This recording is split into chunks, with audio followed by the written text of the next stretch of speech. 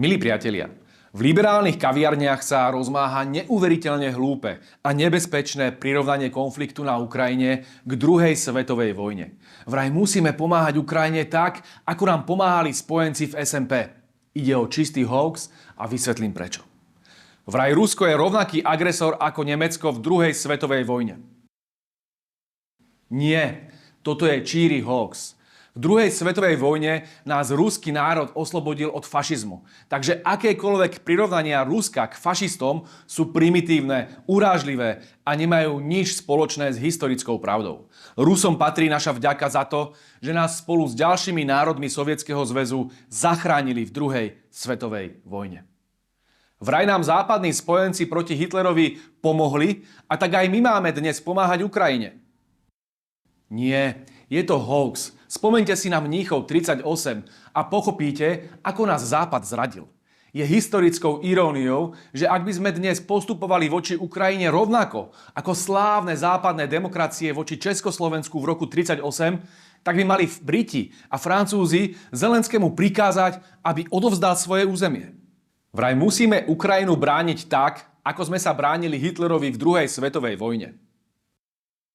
Nie, aj toto je hoax. Ešte raz, druhú svetovú vojnu spustili Nemci a chceli ovládnuť celý svet, zatiaľ čo Rusko s Ukrajinou riešia provinčný spor o Donbas.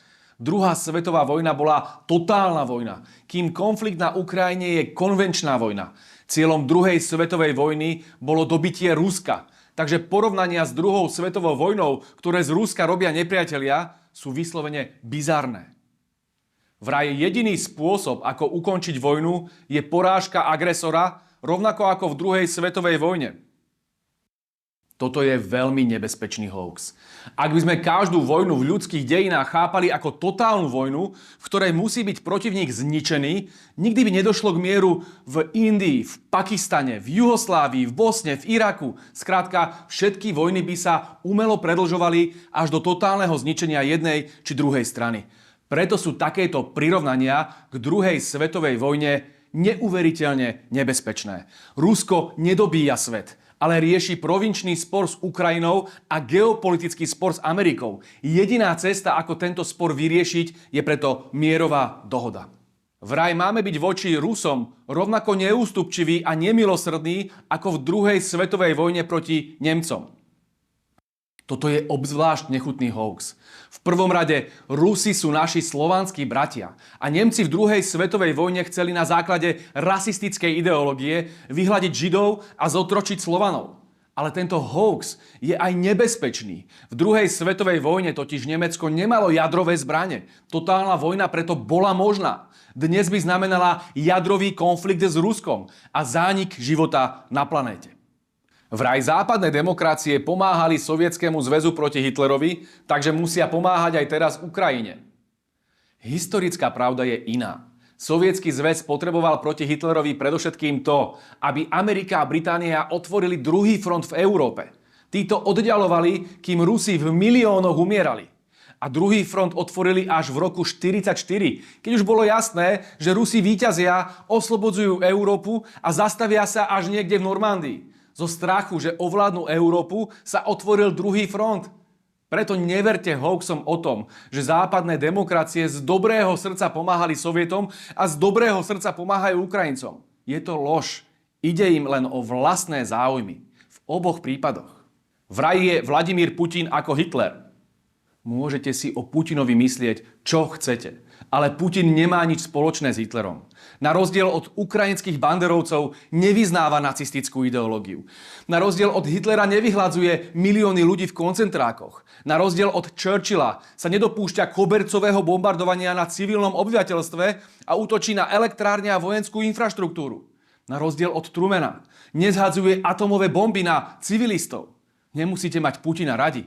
Ale prirovnania k Hitlerovi sú mimoriadne hlúpe a ako prvé by sa mali ozvať židovské organizácie, pretože ak niekto porovnáva konvenčnú vojnu na Ukrajine s holokaustom, zľahčuje nacistickú genocídu a uráža tým pamiatku všetkých obetí fašizmu.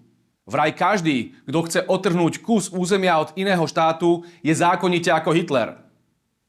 Aj toto je hoax. Spomeňte si na Jugosláviu v roku 1999.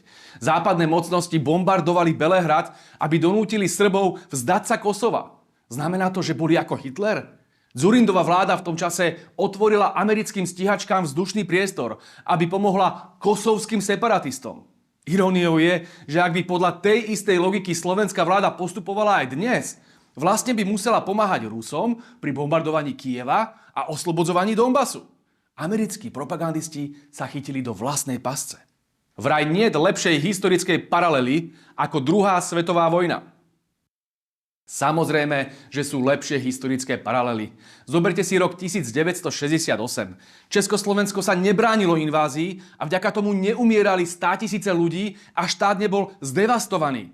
Štátnici ako Dubček či Husák neboli ochotní vykúpať svoj národ v krvi, ako to robí Zelenský. A vďaka tomu žijeme. Lepšia historická paralela je aj karibská kríza z roku 1962. Chruščov a Kennedy mali dosť rozumu na to, aby neeskalovali raketový konflikt a vďaka tomu sa svet vyhol jadrovej vojne. Prečo toľko rozumu nemajú svetoví lídri aj dnes? Prečo nás ženú do katastrofy? Vraj každý, kto napadne iný štát, je vojnový zločinec. Ak je to tak, potom je vojnový zločinec George Bush, ktorý napadol suverénny Irak. Aj Bill Clinton, ktorý napadol suverénnu Jugosláviu. A prakticky všetci americkí prezidenti po druhej svetovej vojne, ktorí napadli desiatky krajín vrátane Vietnamu, Laosu, Kambodže, Indonézie, Guatemaly, Panamy a tak ďalej. Až po Afganistan, Líbiu, Sýriu a Irak. Nespomínam si, že by vtedy liberálne kaviarne hovorili o vojnových zločincoch Ameriky, hoci zomierali milióny. Prečo vtedy nikto nevyťahoval prirovnania s druhou svetovou vojnou? Prečo vtedy nikto nevyzýval na totálnu vojnu proti Spojeným štátom? Milí priatelia, neverte liberálnym hoaxom. Historická pravda je, že druhá svetová vojna k nám prišla zo západu a mier k nám prišiel z východu. Spor na Ukrajine musíme vnímať ako konvenčný konflikt a nie ako totálnu vojnu proti Rusku. Len to je cesta k zmiereniu a k mieru.